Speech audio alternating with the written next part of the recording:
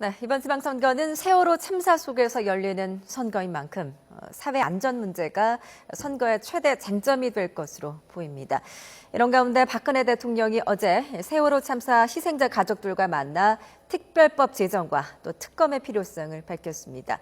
배재대 장성호 교수 그리고 정세평론가 박상병 박사와 함께 세월호 전국과 이번 지방선거 전망해 보겠습니다.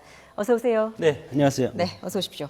어제 이제 박근혜 대통령이 그 세월호 유족들을 만나서 면담을 했습니다. 이제 그 자리에서 앞서 밝혔듯이 특별법 제정 그리고 특검의 필요성을 밝혔는데요. 이에 대해서 두 분 어떻게 평가를 하십니까? 지금 대통령이 자리라는 것이 국정에 무한 책임을 지는 자리고, 예. 그리고 이번 세월호 사태와 관련해서도 과거에 적폐가 쌓여서 이런 큰 참사가 일어났다고 하더라도 현직 대통령으로서 무한 책임을 져야 된다는 그런 것을 지금 인식하고 있는 것 같습니다. 그래서 최초에는 공개 사과를 한다는 것 시간이 좀 뜸을 들이면서 국민적인 좀 그런 의구심을 갖게 됐지만, 예. 그것이 이제 진단이 다 끝나서 이제는 본격적으로 사과도 수시로 하고, 그리고 지금 구체적으로 지금 대안을 마련하고 있지 않습니까? 예. 그래서 다음 주 초에 대국민 사과와 대책을 발표할 대국민 담화문을 발표하기 직전에 사전에 정지 작업을 하는 정치적인 행위였다, 이렇게 저는 보고 싶고, 예. 그리고 이제 박근혜 대통령이 원래적인 그 리더십 스타일이 위기에 강한 리더십입니다. 그래서 지금 육사지방선거에 본인이 정치적 쟁점이 될 수 있는 것을 하나라도 빼내려고 하는 그런 어떤 고심한 흔적이 지금 있는 것 같다, 저는 그렇게 보고 싶습니다. 예. 비슷합니다. 비슷한데, 예. 지금 이제 세월호 전국을 뛰어넘을 수 있는, 또는 세월호 전국을 유가족들 뜻대로 마무리를 하고 새로운 국민을 가기 위해서 남은 큰 변수가 뭘까를 곰곰이 따져보면은 예. 너나 없이 박근혜 대통령의 대국민 담화가 될 것이다라고 얘기를 하고 있습니다. 예. 맞는 얘기입니다. 왜 그러냐면은 박근혜 대통령의 대국민 담화에 그 세 가지 내용이 있을 겁니다. 하나는 이번에 유족들에 대한 사과, 정말 진정어린 사과가 있겠죠. 사과와 사고 수습 대책이 있을 것이고, 두 번째는 국가 개조 수준에 달하는 국가적인 국제 혁신에 대한 비전이 있겠죠. 예. 그다음에 세 번째는 인적인 혁신 문제가 있을 겁니다. 유가족들도 요구하지 않습니까? 이 세 가지가 포함되어 있는데 이 내용이요, 하나하나 뜯어보면은 굉장히 파괴력이 큰 것들입니다. 예. 그러면 이런 상황을 정리를 할 때 대통령이 당초에는 이번 주 오늘 토요일이니까 한번 수요일이나 목요일 정도 하지 않을까 봤는데 늦어지고 있거든요. 예. 그러면서 이번에 유가족들을 직접 청와대로 초청을 하셨어요. 왜 그랬을까? 유가족들의 의사를 또는 요구를 담화문에 반영하기 위한 겁니다. 예. 내가 만나서 들어보니까 이런 요구를 하시더라 집어넣는 겁니다. 그럼 왜 예. 그럴까? 이거는 이번 세월호 전국과 관련해서 대통령이 정면 돌파했다는 겁니다. 그래서 어쩌면은 너무 기대가 크면 실망도 크기 때문에 예. 저도 가능하면 요즘에 기대를 안 합니다만, 그러나 지금 박근혜 대통령은 선택의 여지가 거의 없습니다. 왜냐하면 세월호 참사의 문제가 아니라 이걸 통해 가지고 국가에 대한, 정부에 대한 신뢰가 거의 참사 수준입니다. 이거를 회복하기 위해서는 정말로 국가 개조 수준에 달하는, 또는 전면적인 혁신을 하지 않고서는 국정 혁신 자체가 어려워요. 선거가 중요한 게 아닙니다, 지금. 예. 그러면 대통령이 아마 그 내용을 담기 위해서 유가족들을 만난 것이고, 예. 내용도 보니까 후속 조치들을 면밀하게 세우고 있다. 특별법 필요하다. 특검도 해야 된다. 진상규명 유가족들 여한이 없도록 하겠다. 예. 그리고 대한민국은 사고 이전과 이후로 앞으로 달라지도록 하겠다. 대통령이 할 수 있는 최고의 발을 한 겁니다. 예. 그렇다고 얘기하면은 다음 주에 정말 어떤 내용이 나올지 한번 지켜볼 대목이고, 예. 그런 것들을 내부적으로 정리하기 위해서 유가족들을 청와대로 초청을 한 것이다. 그러니까 대국민 담화 이제 내용에 따라 전국에 미칠 파급력도 네, 그렇죠. 크다라고 보시는 건데 동의를 하십니까? 동의는 하고, 지금 세간에서 정권 심판론이 계속 야당에서도 그렇고 들고 나오지 않습니까? 예. 저는 그 포인트를 반대쪽에서 보면 한국 정치 현대 한국 정치사의 50년의 적폐가 이번에 세월호 참사로 인해서 만천에 드러난 것입니다. 예. 그래서 이것을 어떻게 보면 박근혜 정권의 잘못이라고도 할 수가 있겠지만, 저는 그것을 지금 이제 다음 주부터 이 강공 드라이브에 걸려서 이렇게 이제 결과를 보면 결국은 박근혜 정권의 큰 이 기회로 이 사건이 다시 부메랑이 아니고 우호적인 영향을 끼칠 거라고 봅니다. 예. 그래서 이 판세 자체가 순식간에 정반대로 흐를 가능성이 많습니다. 그러니까 예. 지금 이 기회가 된다 말씀하셨는데 아까 그 얘기 저도 말씀드렸습니다. 기회가 될 수 있는데 예. 이 기회가 되기 위해서 어떻게 될 것인가? 그냥 말만 가지고는 절대로 안 됩니다. 지금은 저는 내용 중에서 제일 중요한 게 담화문의 콘텐츠, 구체적이고 확실한 또는 로드맵까지 나와야 된다. 예. 첫 번째, 두 번째는 이 사람이에요. 대통령이 거창하게 얘기하고 난 다음에 혁신을 한다고 했는데 또 국무총리가 빤한 받아쓰기 국무총리라든지 또는 대독총리라든지 또는 관리형 총리 이리 가버리면요. 예. 이거는 기회가 아니고 부메랑 맞습니다. 역풍부수입니다. 예. 국무총리의 핵심입니다. 국무총리의 정말로 봐서 이번에 정무형 내각을 장악할 수 있는 예. 그리고 국민과 소통할 수 있는 대통령에 대해서도 아닙니다라고 할 수 있는 사람을 뽑아야 됩니다. 예. 그 간담이 이 국무총리와 상의를 해서 전면 개혁으로 가는 겁니다. 그러면은 예. 국정개혁 말 그대로 저는 드라이브가 엄청난 국민들의 지지를 받을 수 있는 기회다. 그렇게 될 때만이 좀 큰 점을 강조하고 싶습니다. 예. 네. 저도 인적 국무총리- 쇄신이 필요하다. 예. 뭐 인적 쇄신 전면적인 인적 쇄신이 필요합니다. 필요하고 대선 때 집권할 때 당시에 같이 했던 사람들도 일정 부분 다시 초심으로 돌아가서 등용할 필요가 있고 뭐 예를 들어서 김종인 의원이라든가 뭐 안대희 위원장이라든가 이런 분들도 저는 합류해야 된다고 보고 예. 지금 일정 부분 그런 대선 공신들이 지금 떠나 있지 않습니까? 그래서 초심으로 돌아가는 좋은 기회가 될 것이고 지금 언론에서 통합형에서 뭐 호남 총리라든가 저는 그런 것은 의미가 없다고 봅니다. 예. 그럼 DJ 정권 때 이미 탕평해가지고 지역주의가 없어졌어야 됐죠. 그런 것보다도 중요한 것이 아까 말씀을 하셨지만 강한 드라이브를 걸 수 있는 소신 있는 그런 총리가 가장 중요하다고 봅니다. 예. 총리가 이제 특별히 또 말씀 오신 김에 자꾸 이 시간이 길어지는데 왜 중요하냐면요. 지금 대통령의 우리가 국정 운영 리더십에서 항상 전문가들 하는 얘기가 대통령이 모든 것을 다 하시면 안 됩니다. 그렇지 않습니까? 대통령이 모든 걸 다 하면 안 됩니다. 그러면 대통령이 있을 때만 다 하고 대통령이 하고 나면은 안 합니다, 일을. 현장에 있는 사령관들이 해야 되는 거죠. 사령관들이 누굽니까? 장관 아닙니까? 예. 그러면은 총리가 장관들과 수시로 만나가지고 점검할 수 있게끔 해야 됩니다. 자, 그러기 위해서는 뭐냐면은 내각을 장악할 수 있는 총리가 나와야 돼요. 예. 내각을. 그리고 국민과 소통할 수 있는, 국민과 승부수를 던지면서 내각을 장악할 수 있는, 그렇게 해야 혁신이 되는 거, 관폐가 정리가 됩니다. 예. 그렇지 않고 총리 자리에 앉아가지고 또 관료들 눈치나 살피고 대통령 앞에 필기나 하고 끝나고 난 다음에는 대통령 지시만 따라서 눈치만 살피는 이런 총리가 돼버리면요. 예. 이거는 이번엔 지방선거 역풍이 아니라 앞으로 3년 반 정도 국정 운영이 어렵습니다. 그래서 예. 이번에는 정말로 대통령이 말했던 관폐와 문제 등을 척결할 수 있는 좀 힘이 있는 총리. 저는 새누리당 안에서도 반대 파도도 나쁘지 않다고 봅니다. 예. 박근혜 대통령을 지금 반대하는. 말씀 들어보니까 참 네. 총리라는 자리가 지금 현재 아주 중요하다는 전국에서는 말씀. 아주 맞습니다. 중요한 것 근데 같습니다. 이제 역대 정권마다 총리가 책임 총리를 해야 되니 뭐 자기 나름대로의 자율성을 발휘해서 이렇게 강하게 추진하는 그런 말은 항상 지금 있어 왔는데 그것이 안 되지 않습니까? 우리가 제왕적 대통령제 하에 있기 때문에 안 되는 겁니다. 그래서 지금 현 시스템으로는 총리를 누구를 또 임명을 해도 지금 강한 대통령제 하에서는 또 마찬가지 될 겁니다. 그렇기 때문에 앞으로 이 정권 하반기에 개헌이 반드시는 있을 거라고 보는데 예. 그때 가서 대통령의 권한을 축소하고 총리의 권한을 헌법상 지위를 높여서 하는 구조적인 것이 이제 중요하고 지금 당장은 대통령께서 어떤 대국민 선언 형식으로 해서 총리라든가 각부 장관들의 역할을 중시하고 그런 시스템화 하겠다는 그런 대국민 선언으로 예. 대통령의 철학, 통치 철학 자체가 지금은 중요하다고 봅니다. 예. 제도적으로는 아직은 이루어질 수가 없습니다. 예, 지금 이제 뭐 여권에서 선거를 앞두고 가장 신경 쓰이는 건 아무래도 대통령의 이제 국정 수행에 대한 평가 그리고 이제 정당 지지도 아니겠습니까? 현재 이제 그래픽을 보시면요, 긍정적인 반응은 46%, 이제 부정 평가가 한 1% 정도 늘어났습니다. 그리고 정당 지지도를 한번 보면요. 지난주에 비해서 새누리당, 새정치연합 모두 1%포인트 정도씩 올랐는데요. 그러니까 뭐 말하자면 대통령 직무 수행 평가나 정당 지지도에서 별다른 변화는 없는 것으로 보이는데요. 이에 대해서는 어떻게 보십니까?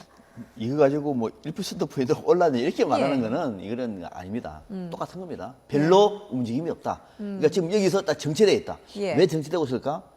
세월호 사건도 사고도 어느 정도 지금 이제는 마무리 국면을 가고 있는 것이다. 예. 그리고 더 중요한 것은 박근혜 대통령 담화를 지켜보자. 예. 지켜보자라고 하는 의견이 많은 겁니다. 예, 예. 그리고 정당에 대해서도 새누리당도 또 새정치민주연합 같은 경우도 지금 상황 속에서는 특별하게 뭐 못한 건 내릴 수도 있는 것도 아니고 또 특별히 잘한 것도 없으니까는 그냥 정체된 상황이고 딱 지금의 여론은 뭐냐면은 대통령이 어떻게 이 난국을 돌파할 것인가를 지켜보는 그 국면이 이 여론조사를 반영하고 있는 겁니다. 아, 예. 네. 그래서 어떤 지지율에 큰 변화는 없이 어느 그리고 정도 만약에, 지켜보자라는 그 해석이 담겼다. 예를 들어서 이제 예. 담화가 대국민 담화가 정말 대한민국 국가 개조에 대한 너도 다 느끼고 있지만 대한민국 정말 이렇게 하면 안 됩니다. 예. 아 정말 우리 사회 곳곳에 썩어 문드러져 있습니다. 국민들은 예. 모르고 시간 쉬실 뿐입니다. 예. 이번에 폭발한 거예요. 예. 이거를 청산할 수 있는 힘이 있으면 대통령 지지율 올라갑니다. 새누리 올라갑니다. 예.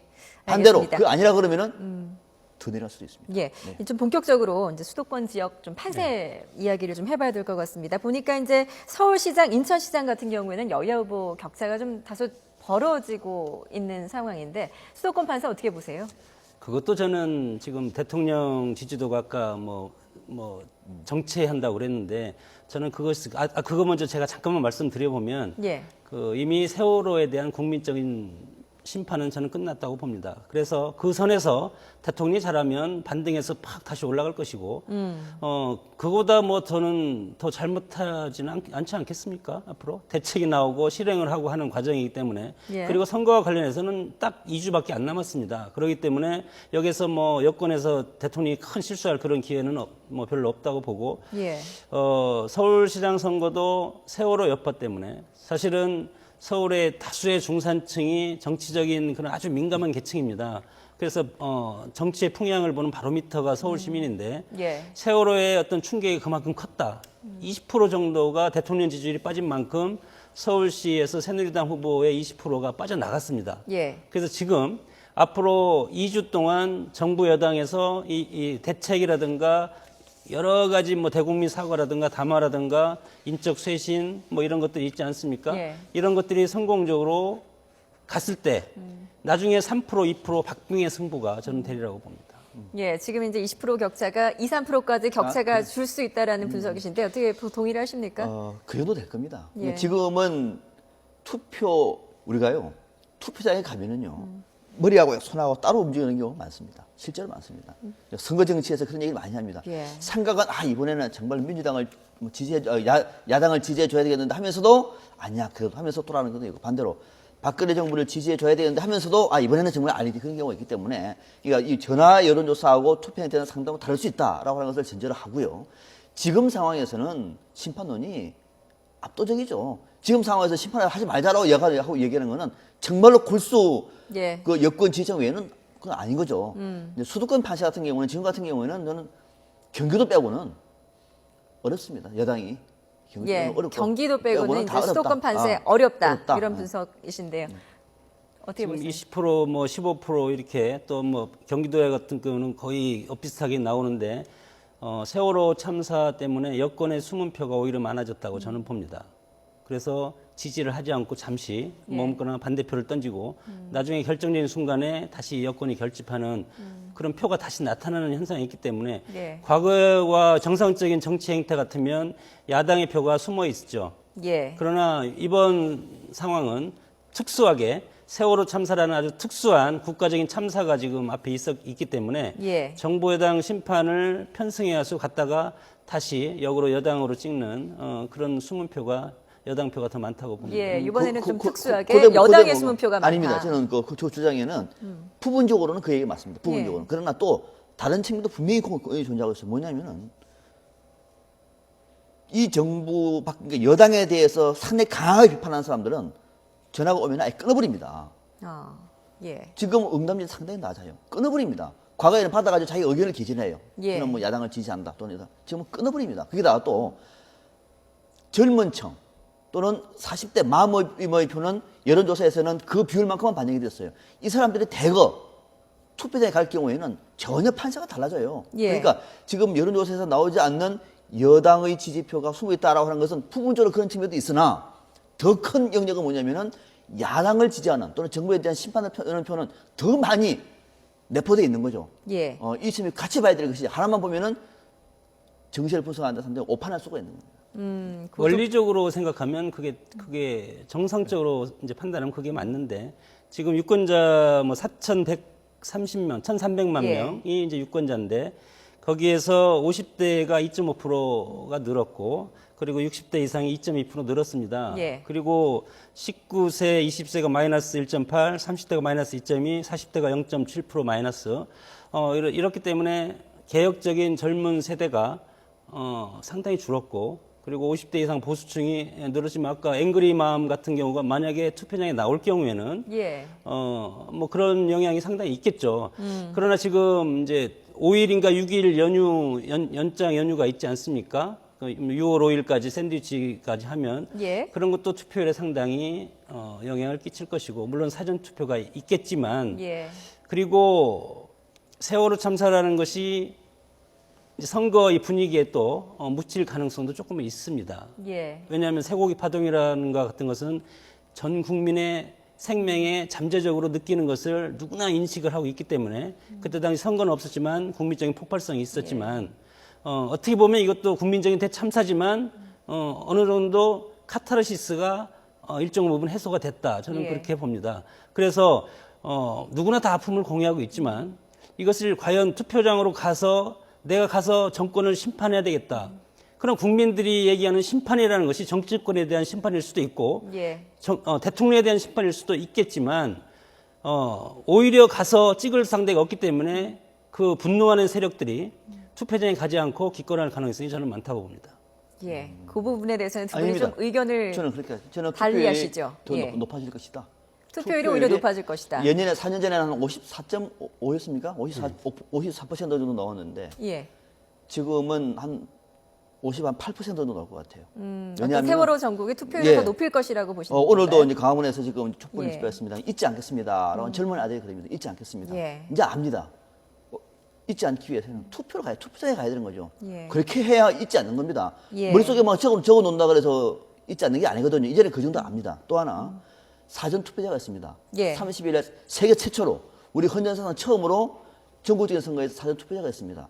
누구나 가가지고 친모점 하자면 할 수가 있는 거예요.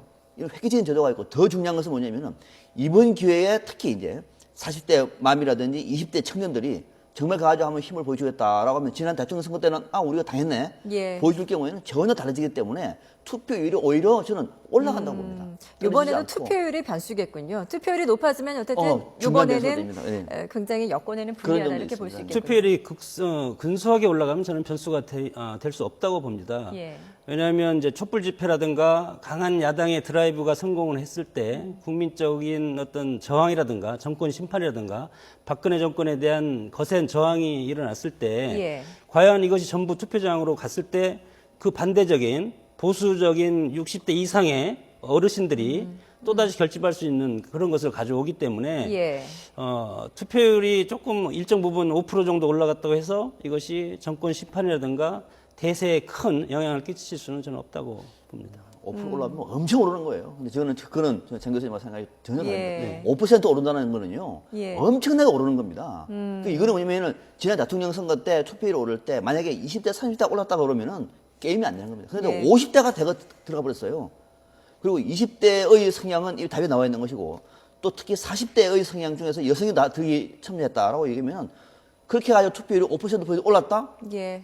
이거는 폭발적인 겁니다. 예. 그러니까 앵그리맘을 예, 말씀하시는 그렇습니다. 거죠. 근데 아직까지 어떻게 갈지 모르겠습니다만 예. 된다고 얘기하면 엄청난 변화가 생기는 거죠. 앞으로 이제 2주간의 좀 전국의 변화 이런 것들을 좀 감지를 좀 살펴봐야 될 것 같은데 일단 좀 구체적으로 지역별로 좀 한번 살펴보겠습니다. 이제 아까 말씀하셨듯이 경기 지역 같은 경우만 빼고 나머지는 여건이 좀 불리할 것이다라고 분석을 해주셨는데 경기 지역에도 상당히 부동층이 많지 않습니까? 어떻게 보세요?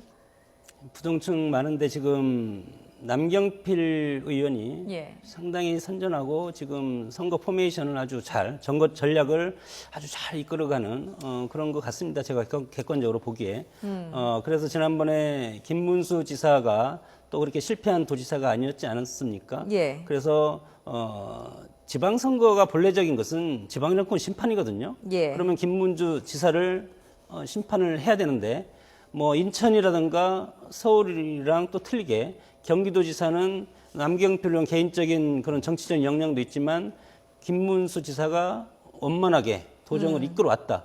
그렇기 때문에 김진표 후보가 상당히 어려운 추격을 해야 될 거라고 저는 봅니다. 지금 이게 이제 정권 심판론 수도권이거든요. 영남도 아니고 호남도 아니고 정권 심판론이 수도권인데 경기도가 수도권인데도 불구하고 또 수도권에서도 경기도 안산시 단원고등학교잖아요. 경기도잖아요. 그렇죠. 여기에서 새정치민주연합의 김진표 후보가 접전 또는 밀리고 있다라고 얘기하면 앞으로 어떻게 역전을 하죠? 예. 새롭게 김진표 후보 쪽에서 새롭게 추동해낼 수 있는 동력이 지금 상황에서도 안 된다고 얘기하면 뭘 할까? 좀 쉽지 않을 것 같아요. 이 점에서는 김진표 후보 쪽에서는 상당히 좀 각별하게 뭐 저로 베이스해서 다시 전략을 짜야 될 것 같아요. 지금 상황 같은 경우는 이 정도 넣으면은 상당히 어려운 선거라고 봐야 됩니다. 예, 그렇군요. 저희가 좀 시간 관계상 이제 부산, 광주 같은 경우도 한번 짚어보겠습니다. 뭐 전통적으로 여야의 텃밭이라고 할 수 있는데 만약에 이번 선거에서 여야 후보가 아닌 무소속 후보가 당선이 된다면 그것도 참 이변일 것 같거든요. 어떻게 보세요? 정당 정치, 한국의 정당 정치에서 무소속이 당선되는 것은 정말 뭐 옥중에서 부인이 나온다든가 또 뭐 워낙 뭐 큰 정치인이라든가 이럴 경우에는 가능한데 부산 같은 경우에는 새누리당 지지율이 38%고 새정치민주연합이 11%입니다. 그래서 김영춘 의원이 사퇴를 한 것 같은데 예. 무소속의 오거돈 의원이 출마를 했을 때 잠재적으로는 무소속으로 순수하게 나왔으면 가능성이 있다고 봅니다. 그러나 민주당 새정치민주연합과 합당 형식을 빌려서 했기 때문에 대거 이탈표가 있을 것이다. 물론 뭐 박빙의 선거가 될 수도 있겠지만 큰 표 차이는 나지 않을 것 같습니다. 예. 그래도 전통적인 여당의 표밭인 부산에서 서병수 지금 후보가 예. 일정 부분 좀 앞서지 않을까 이렇게 봅니다. 예, 이변은 없을 것이다. 평가 주셨습니다. 어떻게 보세요? 이변이 얼마든지 일어날 수 있죠. 여기는 뭐 오거돈 무소속 후보이기 때문에 범시민 후보라고 얘기하면 얼마든지 뒤집어질 수 있는 거죠. 지금도 앞서고 있고. 다만 이제 문제가 뭐냐면은 야권 후보 단일화 과정 속에서의 다소의 좀 상처가 좀 있었던 측면 하나. 또 하나는 이 지역이 부산 지역인데 오거돈 후보가 새정치민주연합의 타이틀을 달지 않았습니다. 예. 그거는 나름대로 전략적으로 괜찮은 전략이에요. 여기는 과거의 민주당, 지금의 새정치민주당, 윤민주연합의 타이틀 간판 가지고는 어렵습니다. 예. 더더욱이 무소속으로 나왔기 때문에 얼마든지 경쟁할 수 있는 가능성이 있는 것이죠. 저는 오히려 서병수 후보가 저는 고생한다고 보고 있습니다. 이게는. 네. 또 그 부분에 대해서도 의견을 달리하시는군요. 알겠습니다. 뜨니 이제 선거를 치르다 보면은 여야 모두 우리가 이겼다라고 자평하는 기준이 있을 텐데 이번 지방선거에서는 각각 뭐 이제 그 수도권 포함해서 광역단체 한 몇 곳에서 이겨야지 여야가 서로 이겼다라고 자평하는 수준이 될 수 있을까요? 지금도 제일 중요한 포인트가 저는 수도권이 제일 중요한 것 같아요. 예. 수도권 판세 지금하고 비슷하냐 아니면 3대 빵이냐가 중요한 것 같고요. 예. 그다음에 이제 영남과 호남 중에서는 영남에서는 부산시장 새누리당이 이겼느냐 졌느냐, 광주에서 새정치민주연합이 이겼느냐 졌느냐가 예. 평가 중요한 기준이 되고 나머지 지역은 지금 현재의 단체장을 수준으로 평가하는 것이 맞을 것 같아요. 아마 이 정도가 되면 시청자분들도 그 정도면은 여야 승패 기준이 되겠다 이렇게 보실 것 같아요. 예. 광주에서 전략공천이 오늘도 5.18 광주 거기에서 지금 행사할 때 상당하게 지금 축사도 못하고 지금 두 대표가 올라오지 않았습니까? 예. 그것을 봤을 때 광주에서의 전략공천의 그런 실패라고 하는 그런 패착이죠.